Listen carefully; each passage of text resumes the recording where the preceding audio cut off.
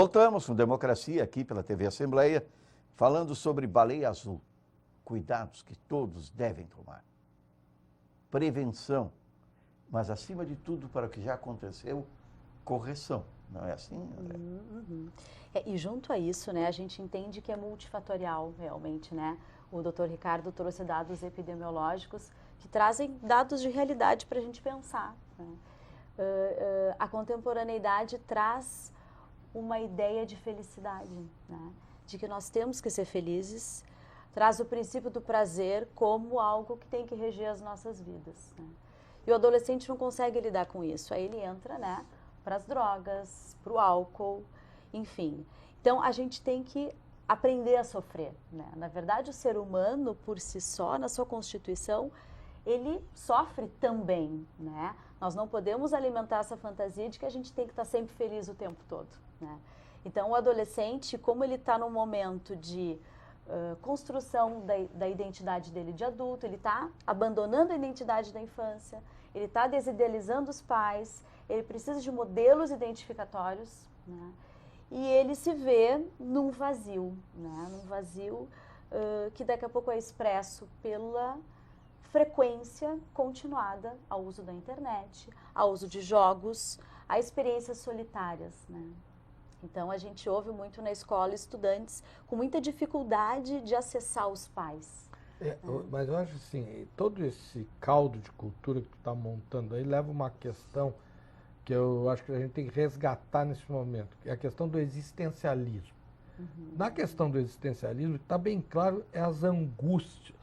As angústias fazem parte da vida. Exato. Então, assim, quando tu diz assim, a gente tem que aprender a sofrer. Claro, quem não sabe sofrer não sabe viver. Mas te ensinaram isso? Exato. Não, te enganaram. O Walt Disney é o culpado de tudo isso. Porque o Walt Disney terminava os filmezinhos dele dizendo assim, foram felizes para sempre. Exato. Agora mudou. Agora já não tem mais, já tiraram. E foram felizes, não sei se eles copiaram o Vinícius de Moraes enquanto dure. Então a gente tem que viver essa realidade. Olha, a angústia e o sofrimento fazem parte da existência, entendeu? A gente tem que entender, né? Então, assim, ó, o pai quer mostrar que ele é vitorioso. O filósofo que simplifica, há momentos e momentos. Exato. Mas temos que aprender a viver com todos eles. O pai, filhos adolescentes, que eles têm que serem vitoriosos, que eles têm que ser os primeiros, que eles têm que ser o máximo, e eu sou exemplo. Agora esse pai está falido, está desempregado e não tem perspectiva. E agora ele tem vergonha de dizer isso para o seu próprio filho. Ele vai dizer e vai se apresentar como. E isso é uma realidade. Então a gente tem que acabar com esse mito aí do vencedor, do primeiro, porque isso é uma falácia, porque isso é uma bobagem. Vou te dar um exemplo concreto disso. Nós vamos para uma maratona, tem 10 mil loucos lá. Só um ganha. E é sempre aqueles neguinhos lá da Etiópia lá que ganham, do Quênia, né? Então, e nós vamos para quê? Não, nós vamos para lá para tentar completar a maratona e tal. Então é isso que nós temos que ter clareza, mudar os conceitos dessa história, que o pai tem que ser um forte. Né? O pai é uma pessoa normal, comum, que tem problema com álcool, tem problema com droga, tem problema com a depressão, que a depressão é uma doença genética, que vem de pai para filho, ninguém é culpado de depressão. Ah, não, eu não posso dizer que eu tenho depressão, porque isso é uma vergonha, que eu sou um loser, eu sou um perdedor. Nós todos somos perdedores. E aí a gente vê o adolescente, né, o estudante, com carência de recursos para fazer essa leitura, né, para enfrentar essas situações. E aí eu penso na escola, né, como a segunda grande instituição, grupo social, que o estudante então intervém e que ela traz modelos importantes. Eu fiquei pensando assim, bem dentro disso que a Andréia está trazendo, né? Essa questão da escola até como a segunda chance para alguns, né? Mas que a escola seja saudável no sentido de apresentar algo diferente disso, né? Que a sociedade impõe, porque a gente criou isso, né? Vamos ver essa fala de que tem que ser o vencedor e que o vencedor é só um, mas que parece que todo mundo pode. Isso para o adolescente apresentado, e mais o fato de que eu acho que é super importante que a gente vive uma época em que todo o valor está em ser jovem. E o adolescente fica sendo referência de uma coisa que ele não é referência de nada. E a gente atribui a ele, a gente espera que ele dê conta daquilo que a gente acha que seria o melhor. Então ele tem que ser feliz, ele tem que ser bonito, ele tem que ser magro, ele tem que ter o cabelo X. A gente atribuiu isso. Os adultos copiam, os adolescentes copiam na forma de se posicionar, e o adolescente não tem de onde tirar recursos, né? Então acho que nesse ponto a escola tem essa função interessante de problematizar isso, porque às vezes a correria, essa coisa de estar correndo atrás, né? Às vezes correndo atrás do próprio rabo, como a gente diz, né? Para tentar parecer que tá dando conta, ou até para manter esse status, porque o status é caro, né? Eu acho que assim, a fase da classe média, acho que a classe média ela corre mais atrás para poder manter isso. E aí o preço disso, o custo disso, para tu fazer essa correria, se manter bem no mercado de trabalho, Suzana, e ainda fazer, então né? eu vou insistir. Nós estamos nos baseando na epidemiologia. Sim. O país aquele do jovem não existe mais. Sim. A nossa pirâmide É o velho. não é mais pirâmide. Agora Vai inverter. ela é um barril. Uhum. O nosso país é o país dos velhos. Uhum. Ah, eu quero ver essa galera engolir. Prova tal que quem morre agora não são os velhos. Quem está morrendo são os jovens. E os velhos não morrem. Então nós vamos ter um país, no futuro, de velhos, doentes, deprimidos e demenciados. Nós estamos preparados para isso? Não. Nós estamos preparados para sermos sempre vitoriosos, vigorosos e lindos. Não. Nós seremos um país de velhos. Muito bem. Baseado nisso, isso nos cria uma coisa chamada ansiedade. A Organização Mundial da Saúde, além de nos colocar como o país mais deprimido da América Latina, então esse país que era da alegria, do carnaval, do futebol, agora é o país da tristeza. Além disso, o Brasil é o país que tem a maior incidência de ansiedade do mundo, segundo a Organização Mundial da Saúde. Então, soma isso aí. País ansioso. Então, nós temos que ter claro que nós vivemos uma sociedade doente, deprimida e ansiosa. E a gente sabe que o adolescente, ele atua, né? Então, ele atua pelo comportamento e depois ele reflete. E aí, pensando na escola novamente, né? Como uma instituição que vai olhar essa demanda desse mundo atual e vai pensar em ações para fazer com que o jovem reflita sobre o seu sofrimento, sobre a sua angústia, que é necessária para ele se constituir. E aí eu me recordo das ações que a gente implementa na escola, né? A gente tem assembleias de turma, onde se favorece esse diálogo com os estudantes a partir de temas que eles trazem, né? Então, é muito bonito, né, ver estudantes elencando temas do seu interesse e podendo compartilhar isso com os demais pares e se construindo, né, reconstruindo significados. E aí, essa assembleia ela é acompanhada pelas orientadoras educacionais e professoras nos anos iniciais, e a gente percebe, sim, um diálogo que favorece um ressignificar tudo isso, né? Uma problematização com isso, porque a escola é um espaço de aprendizagem que vai além da aprendizagem acadêmica, né? Então, vamos pensar, além da matemática, além da física, da biologia, a gente quer que o estudante aprenda a conviver, aprenda a gerenciar suas emoções e, através do diálogo efetivo, né, a escola, então, proporciona esse olhar diferente, né? Porque essa é a nossa função enquanto profissionais da saúde, da educação, é favorecer essa reflexão. O estudante tem que refletir e depois atuar. Acho né? que é interessante, né, André, assim, nisso, que a gente só aprende fazendo, né? Exato. Então, acho que esse processo que a Andrea traz, eu acho que ele é muito significativo por isso, porque é vivenciada essa ideia do conflito, essa ideia do fazer concessões para poder conviver em grupo, né? A ideia do coletivo, porque a gente estava falando disso, eu acho que trazer também, a gente está vivendo a geração dos filhos únicos, né? Então, muitas questões que fazem parte da aprendizagem e do sofrimento da existência é a gente poder dividir o espaço. E à medida em que não se tem, muitas vezes, na família, até porque é só um Suzana, agora filho... tu falou em filho único, e eu pensei uma coisa que tive, talvez um insight que eu vou compartilhar. Tá, Filhos únicos, pais e mães múltiplos. sim. Família mosaico. Tá, então, diante dessa realidade, o que acontece? Esses pais múltiplos, essas mães múltiplas, são pais e mães com várias doenças, deprimidos, ansiosos, dependentes de álcool e drogas, workaholics e assim por diante. Então, o que nós temos que ter clareza, que nós estamos vivendo numa sociedade 100% dela doente, 100% acho que é exagerado demais. Mas a ansiedade, a ansiedade hoje, sim, é um culto, acho que né? vai a 90%. É um culto, a ansiedade. Tá. Mas essa coisa maníaca, essa coisa das crianças hiperativas. Nós estamos hiperativos e nós passamos isso para os nossos filhos. Multitarefa. Aí o que acontece? Aí aquela distribuição farta de Ritalina. Ritalina, tudo que é criança é hiperativo. Né? E se não forem tratadas adequadamente, o que vai acontecer? Essas crianças hiperativas, elas sozinhas vão procurar, porque não levaram a um tratamento adequado, a maconha, que é a droga mais comum, para se acalmar. Exato. Entendeu? Para ser mais feliz. Isso. Né? Aí a maconha, depois de um certo tempo, ela deprime. Aí eles vão procurar outra droga, já que não foram tratados adequadamente com antidepressivo adequado, que é a cocaína para se estimular. Aí a cocaína já não adianta mais, aí eles vão para o êxtase e assim por diante. E isso é uma realidade.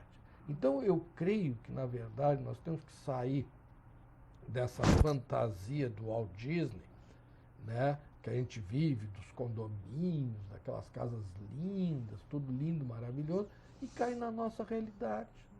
Que nós estamos vendo essa sociedade com todos esses problemas e tal, e que isso é comum. Pensa nisso, assim, eu fiquei pensando nisso que está falando, né? Essa proteção, a gente super protege o adolescente, assim, estou falando como sociedade, né?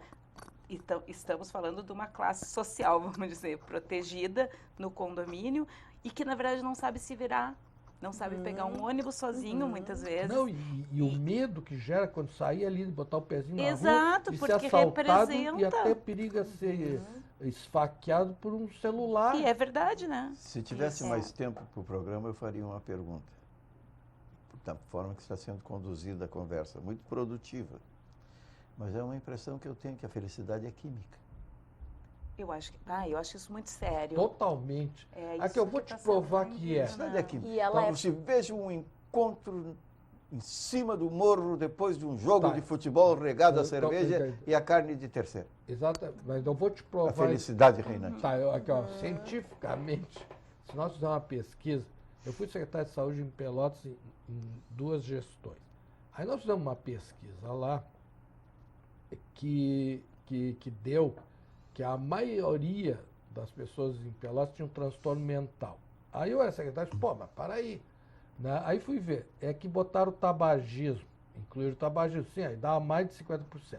Mas aí me chamou um outro dado atenção, que o Maurício Lima, que é um colega meu, cientista renomado no mundo inteiro, ele fez uma pesquisa em Pelotas que constatou que todos os domicílios de Pelotas, todos, 100%, todos. E se fizer aqui em Porto Alegre, nas outras cidades, acho que vai dar o mesmo resultado, tinham benzodiazepínicos dentro de casa. Todo mundo tem diazepam, Rivotril. Rivotril hoje é o medicamento mais vendido no Brasil, mais do que aspirina, do que tudo. Então, realmente, as pessoas estão...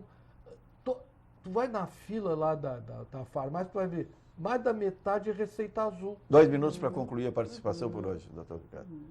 Pois é, a gente se empolga, né? Então, quando a gente tem essa oportunidade de discutir com pessoas que trabalham em áreas assim, que são áreas afins, da gente juntar as nossas expertises, mas com dados científicos, para sensibilizar diante desse problema.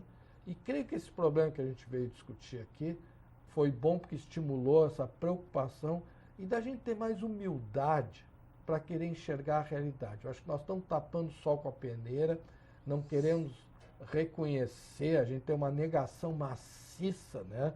Que nós estamos passando por uma época que nunca passamos, uma época muito difícil, muito triste, nós estamos todos tristes e é impossível a gente não se contaminar por essa tristeza diante da realidade. Isso nos cria uma ansiedade bárbara, né?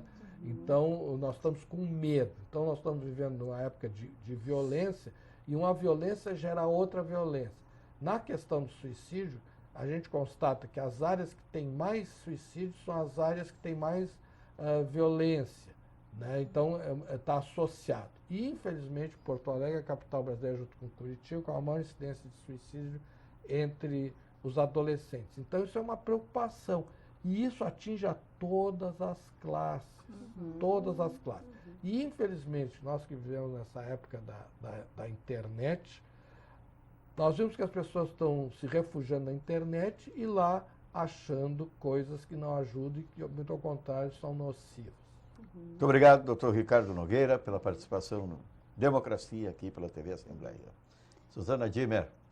Então, acho que também assim, foi um prazer poder conversar um pouco, né? Acho que ficaria muito tempo falando, acho que são muitas questões, é muito mais complexo do que a gente está conseguindo hoje falar, mas acho que fica assim de importante é o trabalho esse diário que a gente faz, esse olhar e a percepção assim de que a gente é falível e que a gente precisa trabalhar junto, porque na rede de proteção, o adolescente precisa dessa rede de proteção, que essa questão multifacetada aí, são vários adultos que cuidam, mas muitas vezes eles não se conversam, falta esse laço que dê o suporte para que esse adolescente possa se colocar no mundo com mais saúde, apesar desse mundo doente, mas esse é o mundo que ele vive, esse é o mundo que ele tem que aprender a viver, né? Claro que a gente vai proporcionando algumas coisas para poder ajudar, mas a gente sabe que nós também passamos por isso e precisamos, assim, crescer nisso. Muito obrigado, psicóloga Suzana Dimmer,